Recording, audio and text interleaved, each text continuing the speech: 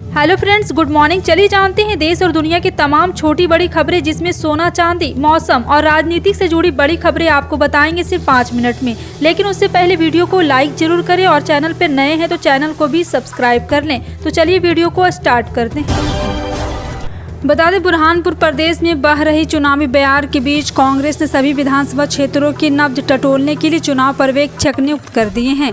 ये पर्यवेक्षक जिलों का दौरा कर अपनी रिपोर्ट प्रदेश अध्यक्ष कमलनाथ को सौंप रहे हैं। इसी कड़ी में शुक्रवार को बुरहानपुर के चुनाव पर्यवेक्षक बनाए गए गुजरात के पूर्व प्रदेश अध्यक्ष विधायक अर्जुन मोढवाडिया बुरहानपुर पहुंचे। मोढवाडिया ने राजस्थानी भवन में दोपहर 2 बजे से कार्यकर्ता और पदाधिकारी की बैठक लेकर एकजुटता का मंत्र दिया। तेलंगाना के मुख्यमंत्री के चंद्रशेखर राव ने शुक्रवार को चंद्रयान 3 की सफल लॉन्चिंग पर खुशी जाहिर की। इस अवसर पर केसीआर ने इसरो प्रमुख एस सोमनाथ, वैज्ञानिकों और अन्य तकनीकी कर्मचारियों को बधाई दी है। साथ ही मिशन चंद्रयान की सफलता की कामना की।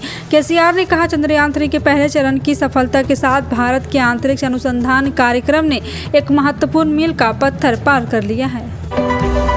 महाराष्ट्र की शिंदे सरकार के कैबिनेट विस्तार के बाद अब मंत्रियों को विभागों का बंटवारा कर दिया गया। एनसीपी नेता और हाल ही में शिंदे सरकार में उप मुख्यमंत्री बनाए गए अजित पवार को वित्त और नियोजन मंत्रालय का कार्यभार सौंपा गया है। इसके साथ ही छगन भुजबल और रसद और ग्राहक संरक्षक मंत्री बनाया गया है। महाराष्ट्र में कैबिनेट विस्तार के बाद मंत्रियों के विभाग के बंटवारों को लेकर हो रही देरी पर विपक्षी पार्टियां लगातार सवाल उठा रही थी। हालांकि तमाम विवादों को किनारे करते हुए अब मंत्रियों को उनके विभाग सौंप दिए गए हैं।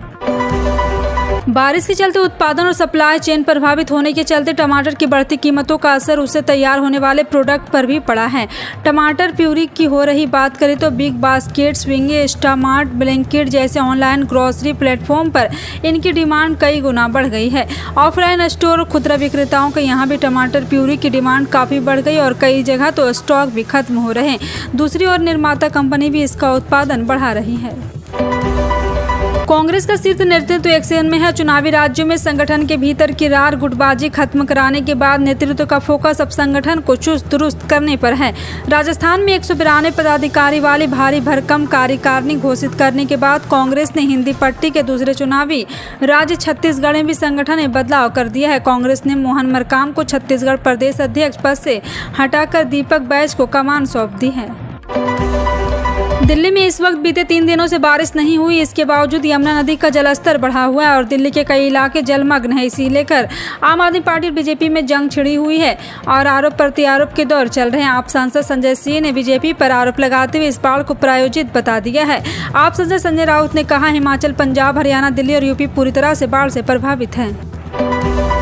प्रधानमंत्री नरेंद्र मोदी पर बनी बीबीसी डॉक्यूमेंट्री की स्क्रीनिंग मामले में दिल्ली यूनिवर्सिटी ने हाई कोर्ट के सिंगल बेंच के फैसले को चुनौती दी है।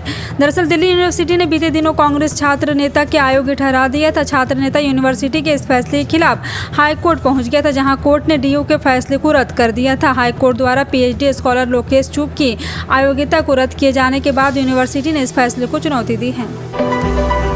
विधानसभा चुनाव को देखते हुए भाजपा के नेताओं का प्रदेश में आने का सिलसिला शुरू हो गया। मध्य प्रदेश के बाद गृह मंत्री अमित शाह 14 जुलाई को राजधानी रायपुर के दौरे पर आने वाले थे, लेकिन वह रद्द हो गया।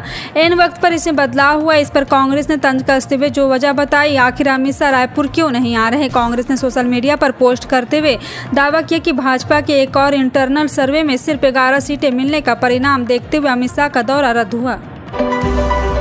मध्य प्रदेश में समूह 2 उपसमूह 4 के अंतर्गत पटवारी और अन्य समकक्ष पदों के लिए संयुक्त भर्ती परीक्षा का आयोजन 15 मार्च से 26 अप्रैल 2023 तक किया गया था। 30 जून को नतीजे आने के साथ ही अभ्यर्थी ने परीक्षा में गड़बड़ी के आरोप लगाए। इस बीच गुरुवार को मुख्यमंत्री शिवराज सिंह चौहान ने इस परीक्षा के आधार पर होने वाली सभी नियुक्तियों पर रोक लगा दी।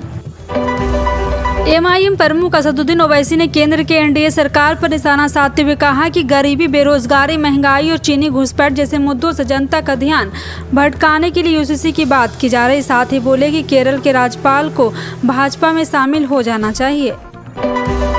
बिहार के पूर्व सांसद जब से जेल से अस्थायी तौर पर रिहा हुए तब से ही उनके किसी न किसी दल में शामिल होने की अटकलें लगाई जा रही। महागठबंधन की सरकार के कार्यकाल में जेल से बाहर आए पूर्व सांसद किस पार्टी को ज्वाइन करेंगे, इसको लेकर अब तक उन्होंने अपना रुख साफ नहीं किया था। चूंकि महागठबंधन में 6 दल शामिल है, इसलिए इस बात को लेकर भी अटकलबाजियां चल रही हैं कि वो आखिर किस दल में जाना चाहते हैं। लेकिन अब पूर्व सांसद ने स्वयं इस बात के संकेत दिए हैं कि वे आने वाले समय में किस पार्टी के साथ रहना चाहते हैं। केंद्रीय सहकारिता मंत्री ने कहा है कि यहां पे देश के सकल घरेलू उत्पाद में कृषि और संबंध क्षेत्रों को योगदान मार्केट गतिविधियों को मजबूती देकर बढ़ाया जा सकता है और इसमें फार्मर्स के लिए ऑर्गेनाइजेशन की अहम भूमिका होगी। शाह ने एक सम्मेलन को संबोधित करते हुए कहा कि मॉडर्न टेक्नोलॉजी और मार्केटिंग पद्धतियों को अपनाने से कृषि एक लाभदायक कारोबार बन सकता है।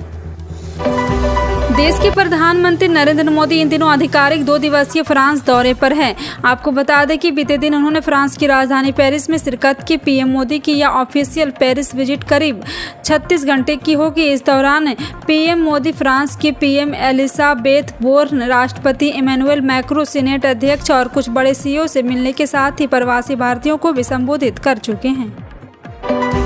भारत के तीसरे चंद्र मिशन चंद्रयान 3 को लॉन्च कर दिया गया है। चंद्रयान 3 ने दोपहर 2:30 बजे चंद्रमा की ओर उड़ान भरा।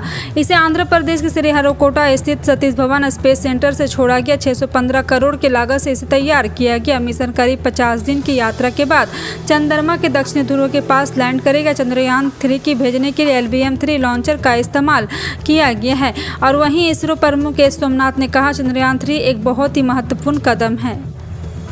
एक महिला वकील को सुप्रीम कोर्ट से अपनी गिरफ्तारी को लेकर बड़ी राहत मिली। सुप्रीम कोर्ट ने शुक्रवार को एक महिला वकील को हिंसा प्रभावित राज्य की यात्रा के दौरान बयानों को लेकर मणिपुर पुलिस द्वारा दर्ज की गई FIR के संबंध में गिरफ्तारी से छूट 17 जुलाई तक बढ़ा दी है। असम के मुख्यमंत्री हेमंत बिस्वा शर्मा ने ऐलान किया कि सरकार बहुविवाह पर रोक लगाने के लिए जल्द ही विधानसभा में बिल लेकर आएगी। उन्होंने दावा किया है कि पैगंबर भी बहुविवाह का समर्थन नहीं करते थे। ऐसे में जानते हैं कि असम में बहुविवाह पर बवाल क्यों मचा हुआ है और एक शादी करने पर कानून क्या कहता है। जी हाँ, एक और समान नागरिक संहिता पर बहस चले, दूसरी ओर असम सरकार बहुविवाह पर रोक लगाने की तैयारी कर रही है।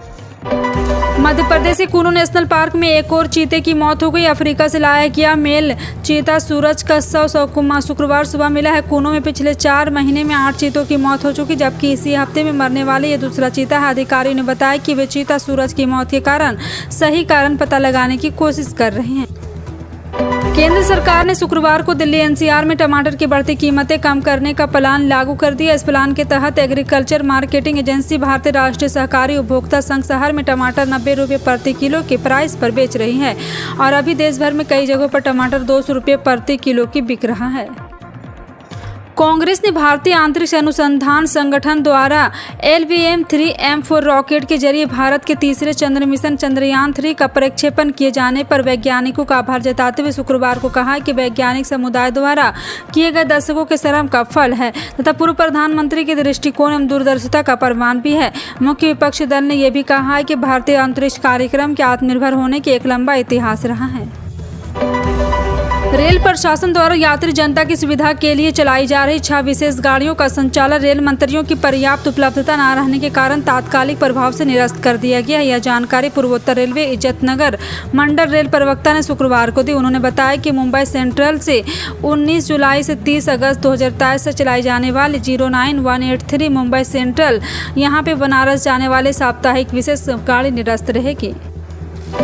मध्य प्रदेश सरकार के कर्मचारियों के लिए एक अच्छी खबर है। मुख्यमंत्री शिवराज सिंह चौहान ने राज्य के कर्मचारियों के लिए केंद्र के समान 42% महंगाई भत्ते का ऐलान किया। कहा है कि यह महंगाई भत्ता कर्मचारियों को जनवरी माह से अब तक के एरियर के साथ मिलेगा। इसके लिए राज्य सरकार ने SOP तैयार किया है। इसमें प्रावधान किया गया है कि जनवरी से जून माह के महंगाई भत्ते का एरियर 3 समान किस्तों में कर्मचारियों के खाते में क्रेडिट होगा। सरकारी प्रवक्ता के मुताबिक राज्य के सभी कर्मचारियों को जुलाई माह की तनख्वाह अगस्त में मिलेगी। इसे महंगाई भत्ता शामिल होगा। बीते जनवरी से जून महीने तक के महंगाई भत्ते का एरियर 3 समान किस्तों में दिया जाएगा। जून महीने में थोक महंगाई दर यानी कि होलसेल प्राइस इंडेक्स घटकर -4.12% पर आ गई। लगातार तीसरे महीने WPI में गिरावट दर्ज की गई। इतना ही नहीं, थोक महंगाई का यह 8 साल का सबसे निचला स्तर भी है। इससे पहले अक्टूबर 2015 में यह 3.81% रही। इस महीने में यह -3.48% पर थी। भारतीय सराफा बाजार में 14 जुलाई 2023 को सोना सस्ता हुआ और चांदी के दाम में उछाल दर्ज किया गया। 10 ग्राम सोना सस्ता होकर 60,000 रुपये का हो गया। वहीं 1 किलो चांदी की दरों में भी जबरदस्त तेजी आई और अब तक यह 76,400 रुपये में बिक रही। HDFC सिक्योरिटीज ने यह जानकारी दी है। फिलहाल आपका इन सभी खबरों पर क्या कहना है, कमेंट सेक्शन में टाइप करके जरूर बताएं।